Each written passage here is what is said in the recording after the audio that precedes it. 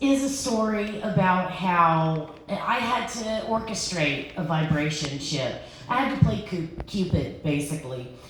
So, about a long time ago, I had a roommate named Travis, and he was engaged to marry this girl,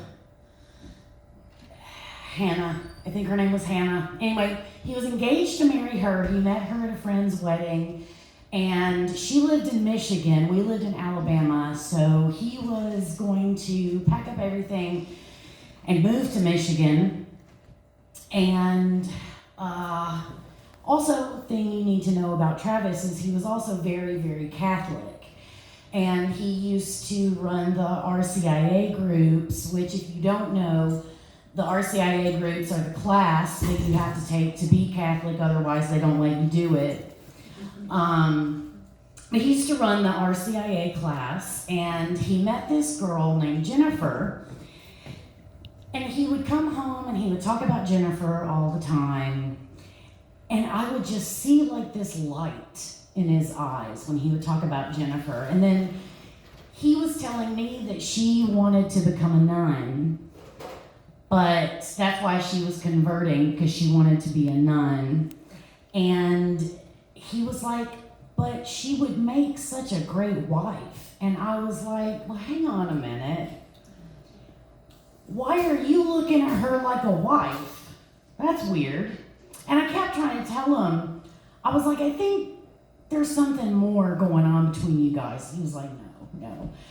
And I met her, and I saw the energy, like, between the two of them. It was palpable. It was just like, okay, these two people are falling in love with each other. And I had to be the one to tell them that they were falling in love with each other. And, well, I told Travis first. Travis didn't believe me, but then he came home one night and he was like, well, Jennifer had a talk with me and she said she has feelings for me. And I was like, oh, you don't say.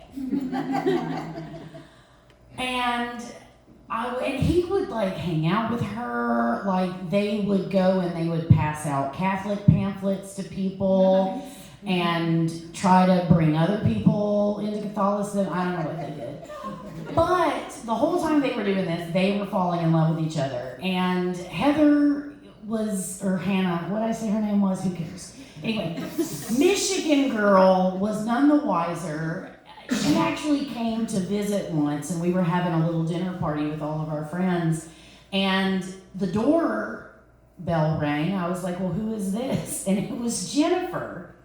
Travis had invited her, and I was like, what are you doing? He was like, well, I wanted them to meet so they would be friends. Well, Michigan girl knew they were falling in love with each other too. Pretty much everybody but Travis knew that they were falling in love with each other. And so after Jennifer had come out and said the feelings, I said, well, now you got to break up with Michigan girl.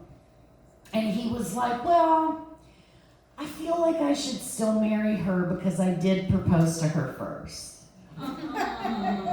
Yeah, he said that. And I said, okay, this is not a pair of jeans that you can return to the store if they don't fit.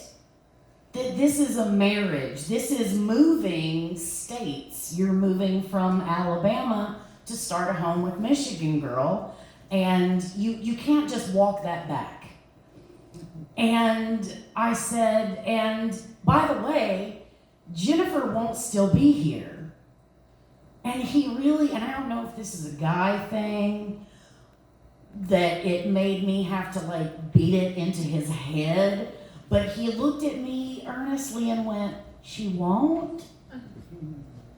And I'm like, yeah, dude, she's gonna wait for you to go all the way to Michigan, find out it was the wrong move, and then come back. So, long story short, because I just have 20 seconds left, 20 years and 5 kids later, I made that happen.